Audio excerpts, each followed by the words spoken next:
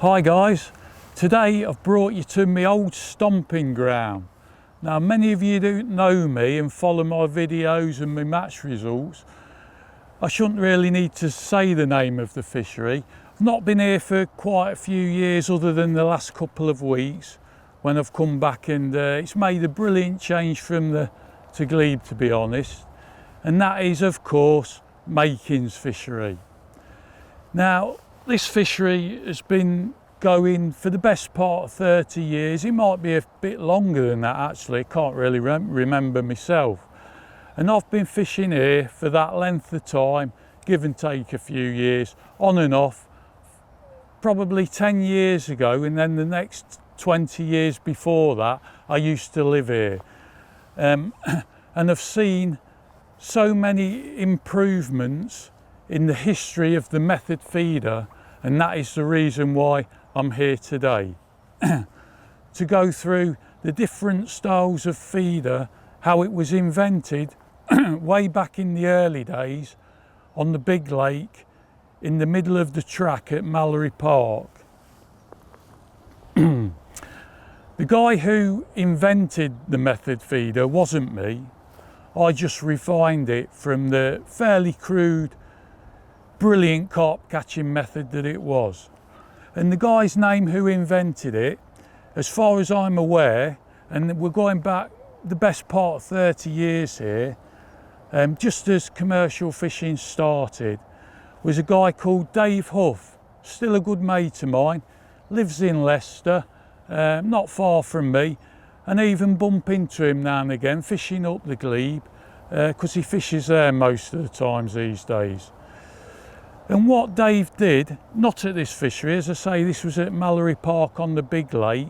The track used to go round the perimeter of the lake, and you'd be fishing there and the motorbikes are whizzing round, giving you a headache as you fished. But Dave was fishing a match there one day, and it was traditionally a skimmer match, but there's some nice big carp in there. And the traditional way of fishing was with a cage feeder, an open-ended cage feeder, with a fairly long tail, just bream style tactics. And Dave was getting an odd carp in between his skimmers, but what he found out really helped him and catch more fish that day was if he shortened his hook length right down, similar to what we use on the method in the present day, and then sort of started moulding his ground bait round the cage feeder. Similar to how, if you remember, the old M-Stat feeder looked, and that's how it followed on from Dave's rather crude ground bait feeder with the ground bait moulded round the cage with his hand. You know, it looked a bit big and unsightly, but that transformed Dave's fishing on this big lake at Mallory Park. And through these first couple of months of Dave finding this carp catching tactic, all the anglers followed suit, because if you wasn't fishing that way, you just wasn't going to have a chance of winning the match. Because all of a sudden, from catching these small skimmers and small carp, chuck that thing in the lake, and it weren't long before you're catching the big proper fish, and 5 or 6 of them was more than enough to win the match. So, as I say, a few months went by and anglers were fishing like that, and that slowly led to, I'm going to show you a version of a feeder which was called the M-Stat feeder. And what the anglers thought, this was really before I was on the scene. I was still on the rivers in this time, but I heard about what was going on, and this is how I believe it happened, was from Dave's original cage feeder with his ground bait moulded round it with his short hook length. These were ready available in the tackle shops, and the anglers started buying these and doing the same thing basically by moulding ground bait round the frame, spinning it as you loaded it, and then you'd have a 3 or 4 inch hook length below it with your baited hook, and you'd clip that on. There's a clip there. You'd clip that onto your main line and you'd throw that in the lake, it is elasticated, this one, but in the early days it didn't even have elastic in it. The anglers used to drill, as this one's been done, drilled the base, the lead plug at the bottom out and put their own elastic in. And that's really where I came on the scene. It wasn't long after them sort of months, or possibly the first year, Billy Makin, my old mate, had the notion, he could see what was happening with the fishing. You know, the anglers wanted bigger fish and more ideal, you know, not long walks like we had to traipse up and down the rivers. So he set about creating Makin's fishery where we are today, and stocking it with like boatloads of carp, only small to start with, but it didn't take long for them to grow. And this is when, in these years, I started to leave the rivers, and I was one of the first to take it really seriously, especially on this fishery. I even made it my duty to try and learn as quickly as possible how to catch these fish in these carp in these commercial fisheries, while most of the other anglers were still on the rivers, so I was getting a head start. Billy started running matches down here, and I used to fish them all, and in them first couple of years I learnt loads. So I was fishing a match on here one day. Like everyone else, you had to fish with this on the end of your line to stand the chance of winning the match. It was no good fishing the pole or wagglers, or, you know, the traditional ways like we used to do on the rivers. You could have a day's fishing, but you were never in chance of winning the match. You needed to catch at least half a dozen good sized carp to stand the chance of framing or winning the match. So I started fishing this type of feeder because that's all we knew back then, and it was great. You know, if you drew well, then you could win the match just by moulding ground bait round this. We all had different mixes. The form mix makes you laugh now, the modern days how we fish, but what they used to use was a really stiff, hard ground bait mix on the inner core of this feeder, and then a soft sort of ground bait on the outside, which broke down quicker. And the idea was that the fish would start eating the soft ground bait until they got to the hard core, and that would keep them there long enough to take the hook bait which was left outside the feeder. So I was fishing here, you know, over the course of a year or so, and I knew something wasn't right. In my own head, I was casting it out to the island. It's sort of, the nearer the island you got, the more liners you got on this feeder. But there were the right liners. What I found out, there were the right liners, that the fish weren't moving up and down the middle of the lake near the surface, which gives you a slow, long liner that takes your rod round before pinging back.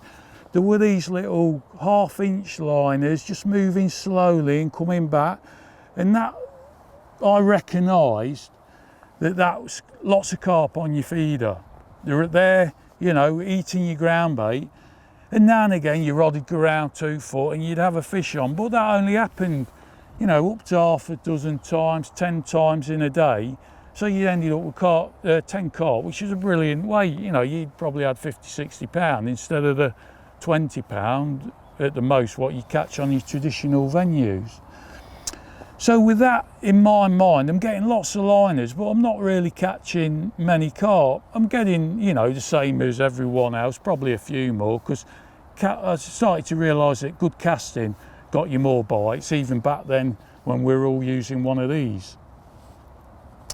So I thought the problem here is, like, you've got a lot of ground bait around this thing, because how we used to load this, I've not got any ground bait with me today, but these were in the ground bait years. Pellets wasn't even thought of about putting them on the feeder, but I've got some soaked up here, so I'm just going to demonstrate the way we used to load this using softened 2mm pellets, which is my go-to mix now, present day for fishing the method.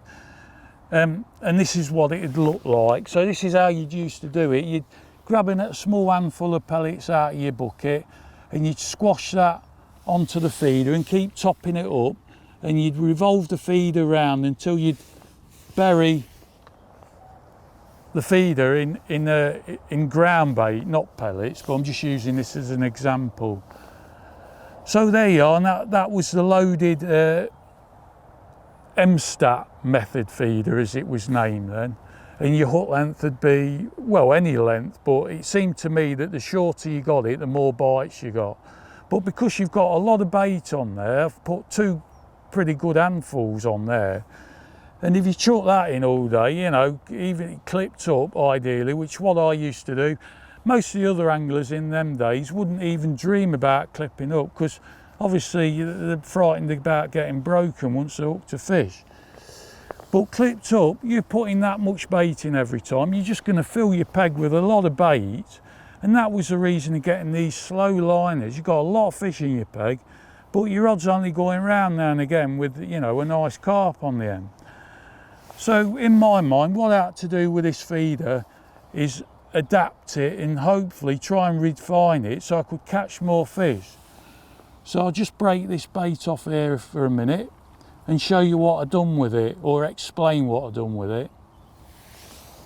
What I started to do, and this is, as I say, I made it my duty these early years about trying to get a head start on these commercials. There were others popping up and down the country. You know, people getting these fisheries made, stocking them with loads of big carp. So I wanted to get into it. So what I done, I started experimenting. I'm using, like, I'm a builder, I've always been a builder by trade, and I used to get roofing lead, strip lead, and used to cut it in strips and weight just 2 arms of this MSTAT feeder. And what that did, that made it sit one way only. So you chuck it in the lake any old way and it would land just like a flat refined method feeder does these days. So then that led me to think, the feeding on the ground bait, why is my hook bait over here? It wants to be where the fish has got his mouth. So that made me start burying my bait inside the feeder, and then covering it with bait like I've just shown you. And the difference to that was amazing. You double the amount of carp you catch during a match. So I knew I was onto something doing that, but there was still the same problem of feeding too much bait. By the time you've loaded the feeder properly, you've got twice as much bait on it than you need to have. So in the end, I used to go home every night after a match and think, how can I refine this even better? So what I come up with, I've got an array of homemade feeders on my side tray here, in the right stages through the years, and I'm going to show you now the evolution of the fairly crude MSTAT feeder, in which would take matches apart, you know, on these venues, Mallory Park, and the makings late too. Mostly it was fished on, but there's on phase 1 you've got the feeder fishing late. So I won hundreds of matches over the years on this lake, but on lake 1, the big winter leagues, it was in my heyday once I'd found out this way to convert this, to refine it into a really good match winning carp catching method feeder. So in the end I binned that, and this was my next version.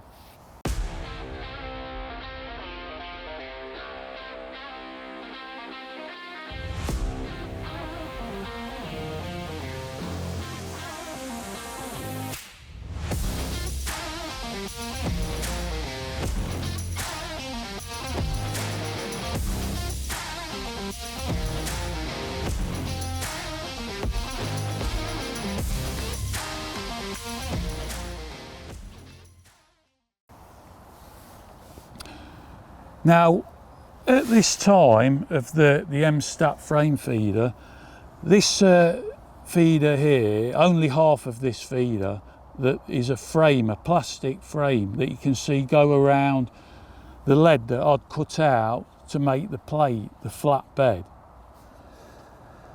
And what I've done here, that was sold separately, the actual plastic frame. So what I decided to do, because we had elastic in the old frame feeder, which helped on fish losses. It was brilliant. I decided to glue a plastic tube in. It took me ages to source these parts. It's a black plastic tube, and I glued that with super glue to the end two hoops in this Fox feeder, as it was marketed in them days, and put elastic through it.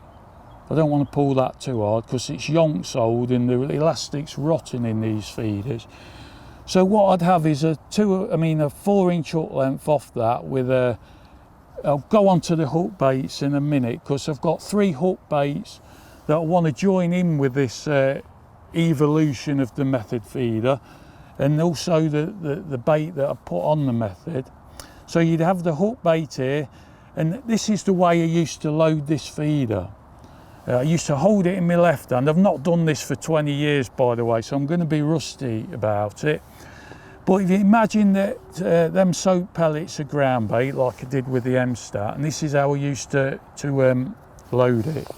So I used to reach down into my bucket and grab a shallow handful of ground bait and just upend the feeder on it, like so, and press it into my palm. And what that'd do is half load the feeder like so. And then what I'd do, you'd have a 4-inch hook length hanging off of that, and I'd just put my single red maggot, as it were, at time, a dead maggot. I've got them in the bag here to show you, and that was king as a hook bait in this next 5 years of fishing the method for me on this fishery, as well as all Midland venues. I just used to take them apart because I'd found out this winning way of winning matches by using the method. So that's half loaded. What I used to do, I used to grab another half handful of ground bait, and then I just used to lay my hook bait in that, and then just upend the feeder like I'd done before, and press down with my finger onto the palm of the hand, put the surplus bait back in the bucket. Imagine my bucket's there. And what I used to do then, you see there's quite a lot of bait on there, but what you didn't want is it overhanging the lead outline of the feeder. So what I used to do is use my finger and my thumb to shave off the excess around the lead plate, and then give it a final. You didn't want to squeeze it hard or leave fingerprints in it like you had to do with this cruder design. I just used to offer it. Remember, my hook bait's now buried in there, halfway in. I just used to offer it to my palm again, and using an action, it's bringing back memories big time, this is, because this is how I used to load it. And that was it. You can imagine that's ground bait. I'll tell you the type of ground bait I used to use. And that, from me sort of refining that slightly by weighting the arms and tucking the bait in the top of that, I've got half the bait on that, so that hopefully would cure my liners. And because you're presenting your bait on a plate realistically, the carp just used to come down here. I mean, the venues were really well stocked back then, as it is today, but the fish had never been caught on the method before. So there was really green to be getting caught on this type of feeder. And as I say, from catching 10 fish on this instead of the 5 before I refined this, I started to catch 20 fish in a match using this type of feeder. And it was great. This lasted, I used to sit at home at night and make these up in batches of 12 or so.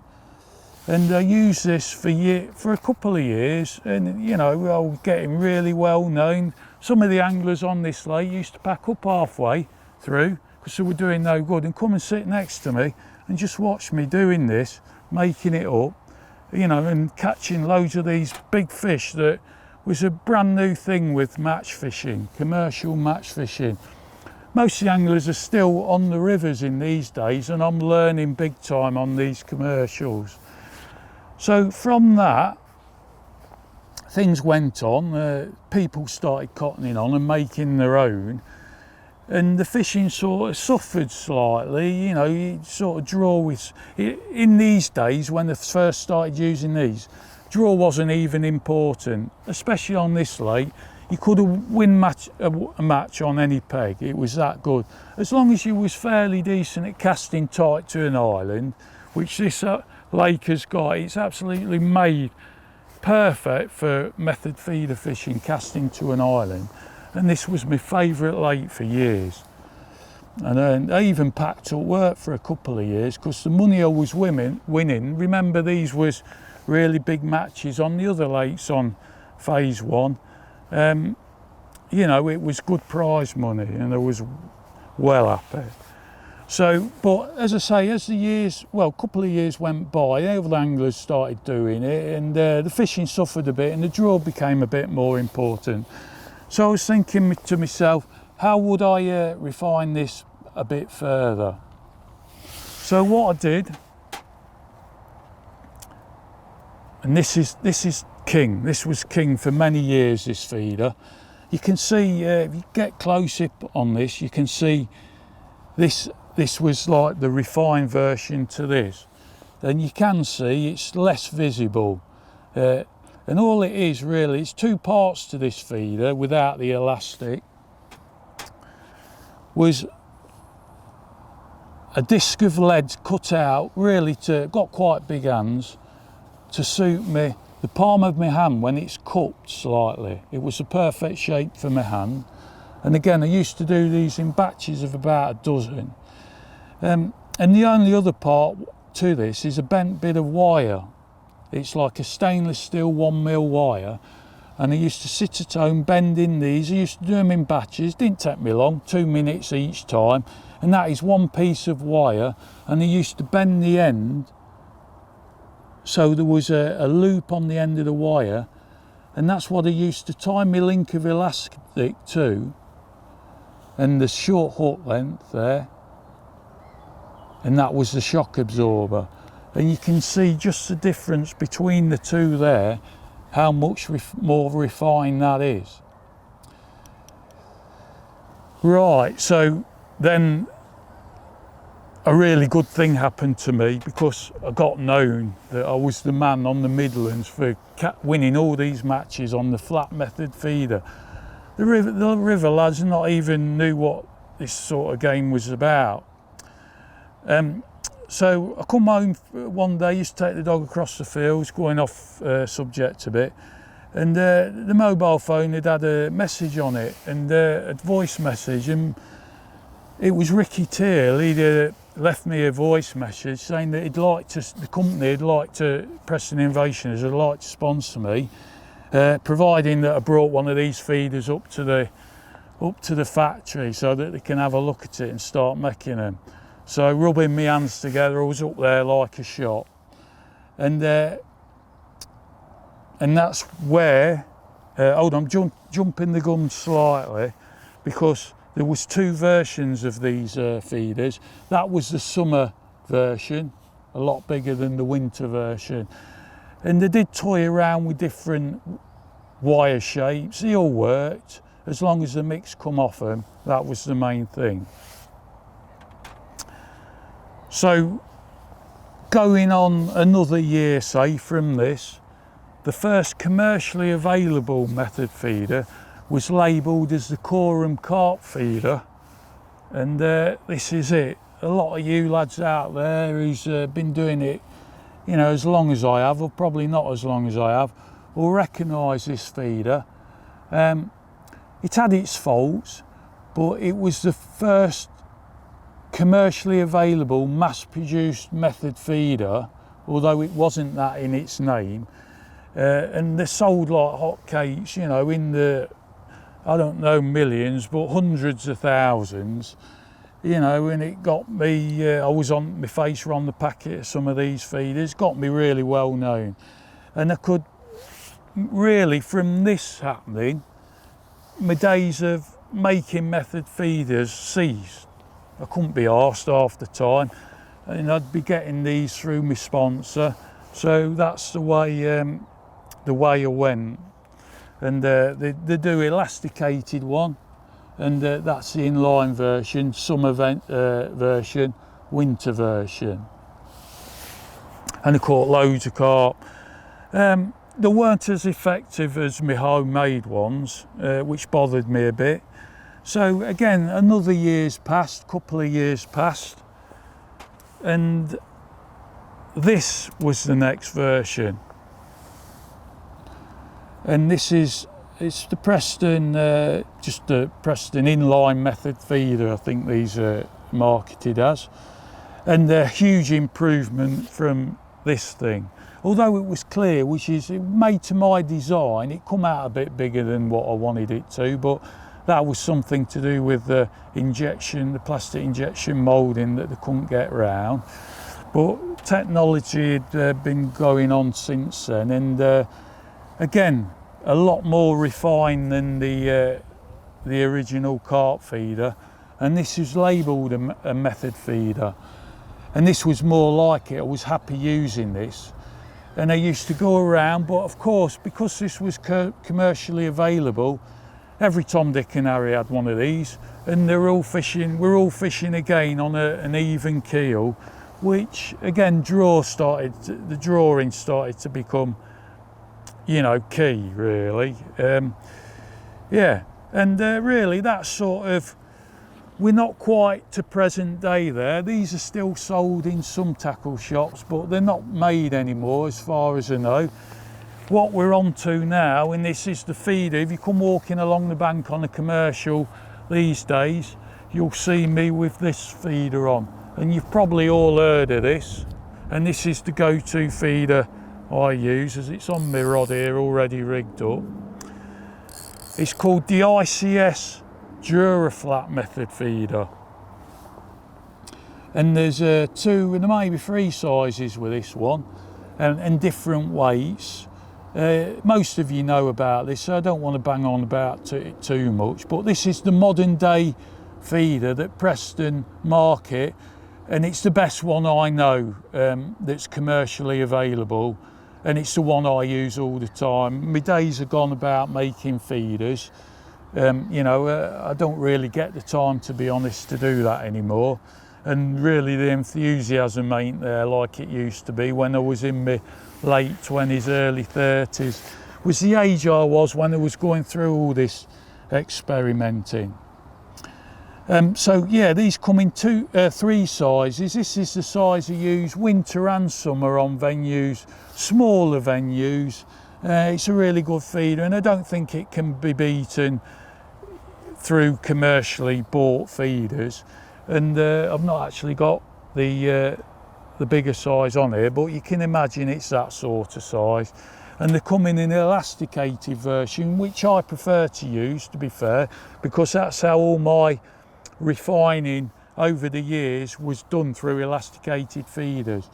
But I've got this set up. Hopefully later on in the day, when I've stopped waffling on about this feeder design, we can have a go with this and get you up to speed with the way I fish the method in the present day.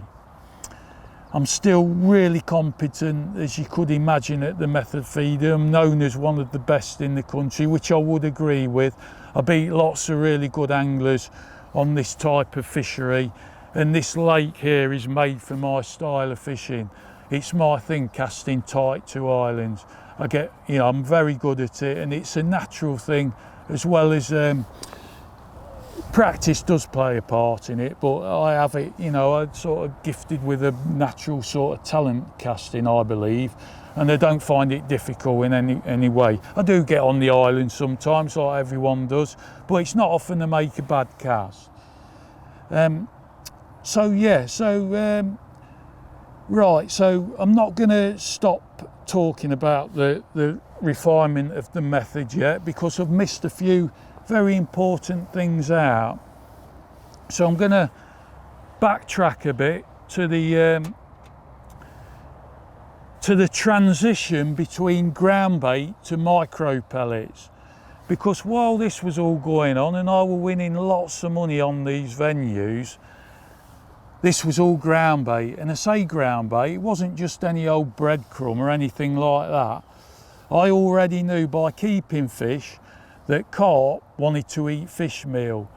A good mate of mine, again still around today, and I bump into him not very often, is a guy called John Varley, and he was the first guy.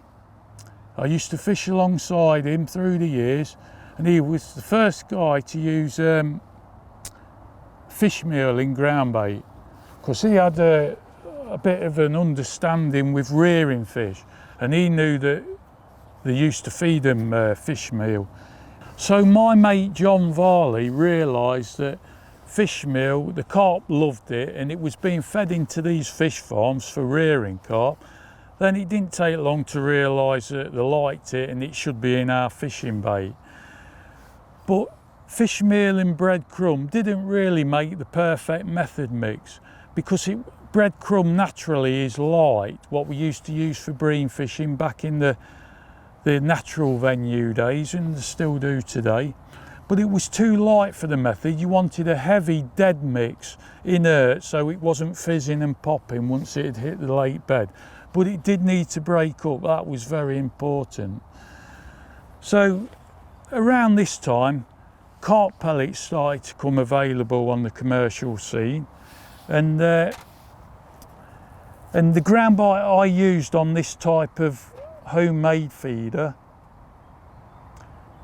what I used to do was sit at home, and this was the prep at home again I used to do, and grind. I only had a small coffee grinder, and I used to grind these carp pellets up and spend hours doing it, to be fair, over the years. And what that'd leave you with is carp pellet powder, and that was king mix, that was. But it was very hard to mix without it lumping up. But because it was quite sticky, it was easy. I was showing you I loaded that the Fox feeder, the plastic one.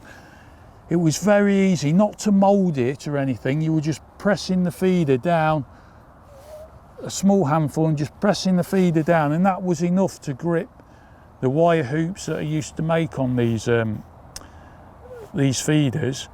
And but you had to trap air in it, because it was sticky, it didn't want to break up, but the air you trapped in it, without squeezing it too hard, would release and make it break up. And the carp had just come in on that. It was heavy, it'd stay over your feeder as it broke up, which it had to break up. The fish wouldn't eat it if it was stodgy on the feeder. And the king hook bait at this time, in these fairly early years of refining the method, was a single dead red maggot, which I've got a bag full here. And I don't know if anyone remembers this pattern of hook, but it was marketed, again it was sponsored by Preston Innovations at this time. It was marketed as the Preston carp, and it come in a little blue bucket, and they used to use a tiny size 18 hook, and it was a small size for the size of hook, but it was really strong, and you wouldn't bend out on it. You know, it was a really strong hook. Doesn't matter what force these hard fighting carp gave you, it would never bend out, and really sharp. And they just used to put one dead maggot in the middle of this ground carp pellet powder, and that's what worked for me. For years I was king of the method. It was winning that much money using that. But then, as I say, carp pellets start to come available, and these 2 mils did. They weren't that popular for a start, because everyone thought they're too small for these big carp. They're not going to be any. We want 4s and 6s and even 8s.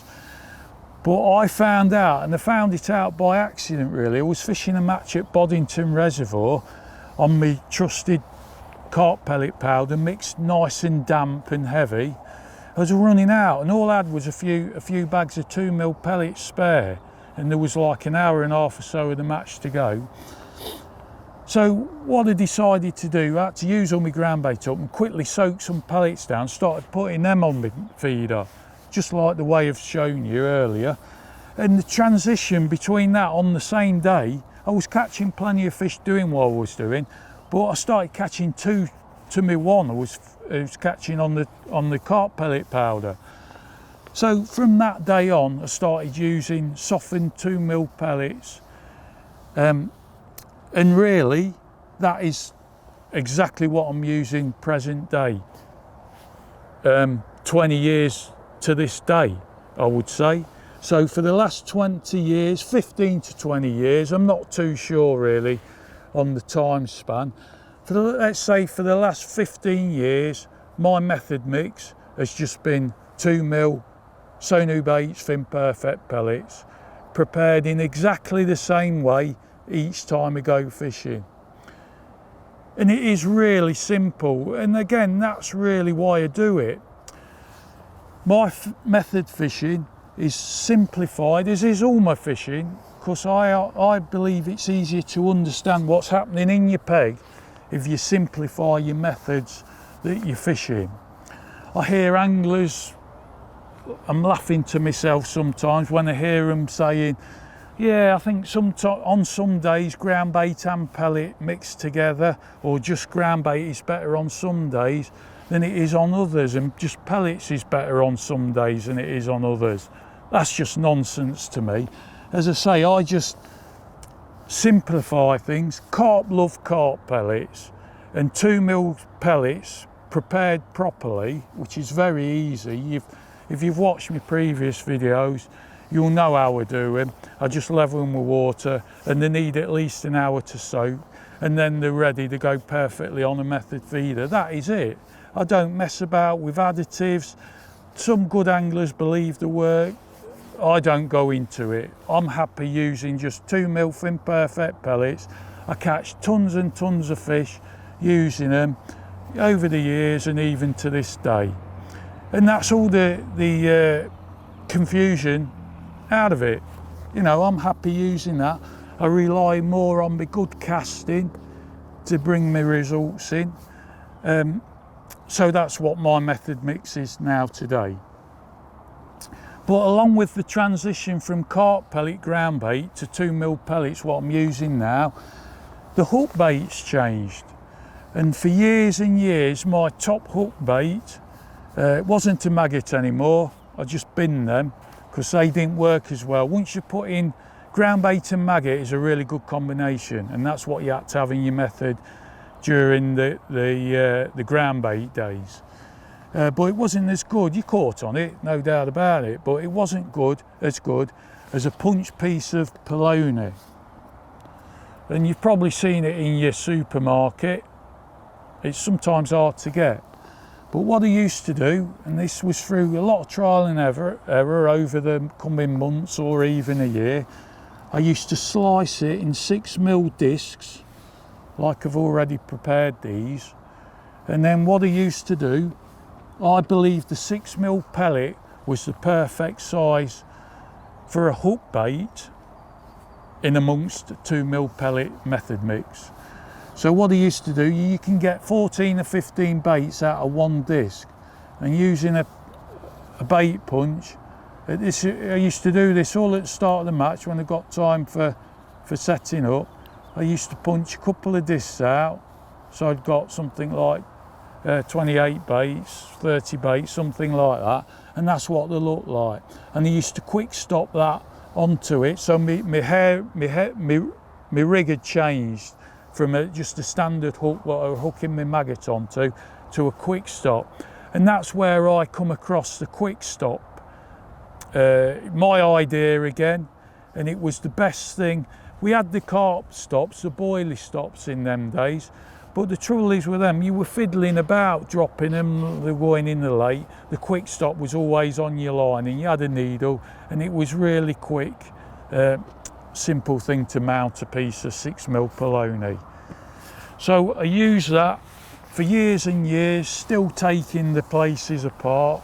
Not as much as I was when I had it all to myself, I must admit, but I was still sort of the man, or within the 5 people around the country that could win most of the method and be confident on the method wherever I sat down. And that went on for years, but probably due to laziness, my hook bait changed, and I was trialling other baits during these latter years, and I've known about this next hook bait for probably 4 years now, 4 or 5 years. I kept it quiet for a couple, and then I sort of opened out and told the masses about it. and I believe it's even better than my Piloni punched out bait. So I don't even use this now, so I don't need to go to the supermarket buying these. What I do is just from So New Baits, is my other sponsor, I get a box of these, and I'm still on the original box when they first come out. They're a brilliant expander pellet, these are, but they do need a bit of prep, which is very easy. You've just got to remember to do it before you leave the house. And what I've done really, I've gone full circle with me hook link. So I'm back to this now, and that's really what I was using back in the day when I used to use the carp pellet ground bait and a single red maggot on the hook, but the hook was smaller than that. That's a KKH, a heavier version in an 18, but it's a bigger 18 than the original Preston carp. But that doesn't matter, because instead of using a quick stop for my expander pellet, what I do now, I don't even bother with that. I just hook it straight on the hook.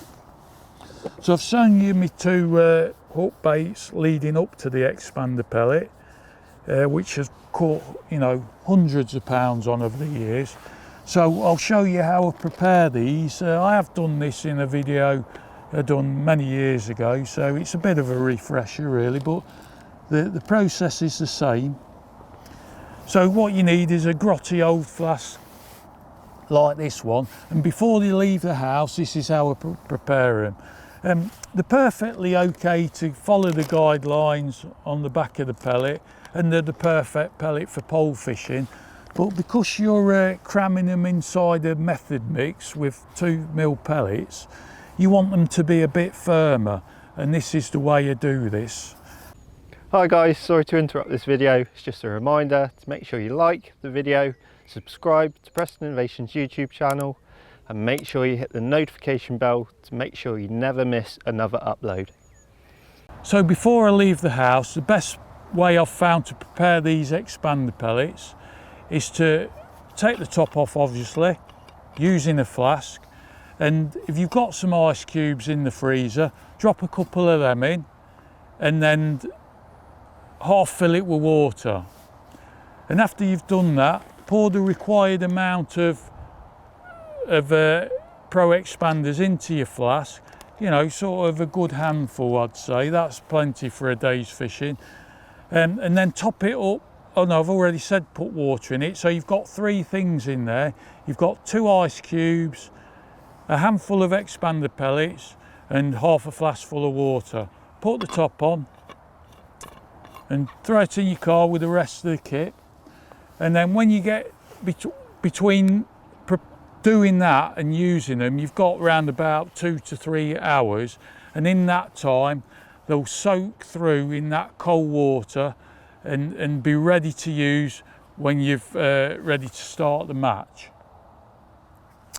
And what I do then is, I've already done it actually, what you need to do is to drain all the cold water out of the flask, and after you've done that, you need to pour them in your little hook bait box, but only a dozen at a time. Don't pour them all in at once, because the fact that they're cold in this flask makes them lovely and rubbery, and you want that extra texture, firmness, because you're crushing the expander pellet between 2mm pellets. So although they're perfectly usable with the pole, they're a bit soft really for the method feeder, you know, when you tuck your bait inside. So I'm just going to tip a few, about a dozen, roughly a dozen, and what you want to be doing is using them up. Always remember to put the top on, and that keeps them cold in the flask, and they'll stay cold all day long in a flask like that, and they'll be you know, really firm. And just use them up, and once you've used them up, pour another dozen in, use them up and pour another dozen in, and you'll find that they're perfect to be mounted directly on the size 18 KKH hook, doing it this way. So I've done, for this sort of style of hook bait I'm using, which I catch all my fish now on these, you know, in this modern style of method fishing, which I fish the same wherever I go. You know, I don't mess about with different hook baits or mixes. This is the way I do it, just simple, effective. Casting's the most important thing. And just before I put this pellet on, I want to stress that here, everything I've talked about here, preparing the bait, putting it on properly, you know, through the feeder design, it's all relative, but nothing matters more than accurate casting, especially when you're casting to an island. But you know, it's also important when fishing in open water. By using the clip of the reel, the line clip, you can't fish the method properly, in my opinion. All this is in my opinion, without using a line clip. The object of the exercise here with this method fishing and casting is that your next feederful wants to land where your last feederful did. Now, no one can do that. I definitely can't. But the nearer you are to doing that, the tighter you'll group the fish, and for that reason you'll get a bite quicker. The fish hasn't got to swim from A to B for you to get a bite on your next feederful. The fish is already there, and that's how the process works with the feeder, with the method feeder. So I'm going to pick a cold expander pellet up here. I can feel how cold they are in my fingers, and going on the circumference of the pellet, just push the hook in there and just spin it in on the hook, and make sure the point comes. You've got most of the hook inside the pellet there, but if you have a close up on that pellet, the point's free there to hook a fish. So when it's breathing all these pellets in, enjoying its time eating these nice soaked pellets, it's just going to breathe that in with a 2mm feed pellets, and it's going to hook against the weight of the feeder and a bit of the drag in the line, because I'm fishing this in line here today. And as it does that, it will just pull the soft expander off and you won't miss a bite. So, you know, that's the way I fish. I might miss an odd bite, hardly any. I know for a fact that the days when it's going round every single cast, I'm not missing any bites. It's as simple as that. And that's up here, logged in this head here. It's simple, and as I said, nothing changes. I'll go on any venue in this Midlands area and I'll fish the method like this, and results speak for themselves really. I'm not doing anything wrong, and I believe I'm not complicating anything, changing mixes for different venues or putting ground bait in for skimmers. I fish for skimmers the same. You know, you'll catch the bigger bream using pellets rather than ground bait. And again, this is my opinion, and that is how I fish the method. I just want to touch on a gadget, if you want to call it a gadget, halfway through my explanation about the journey through the designs of the method feeder, and that is this. I forgot to mention it, to be fair, and it's the flatbed method mould. And this, again, during the early stages of my development with the feeder, with the method feeder, when I used to make my homemade versions, I mentioned that I cut this disc of lead to fit the palm of my hand. And really this is what I'm achieving, what this does, because I used to cut my hand, and this was really important when you made it up with the ground bait. You had to trap air in there, and it's really important for the mix to break down. But now these feeders are made to fit perfectly in this mould. And the guy, I need to mention the guy who invented this, a guy called Really Good Matchman at the time. I don't hear much from Neil now. He was based more north of the Midlands, from Stoke-on-Trent or somewhere around there. But he had this brilliant idea of making, it wasn't a mould like this, it was sort of a flexible mould that you could put your bait in the feeder. I'll just demonstrate that now while I'm on this.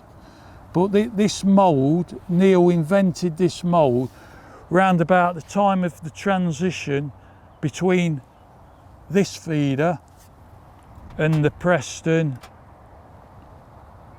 plastic method feeder.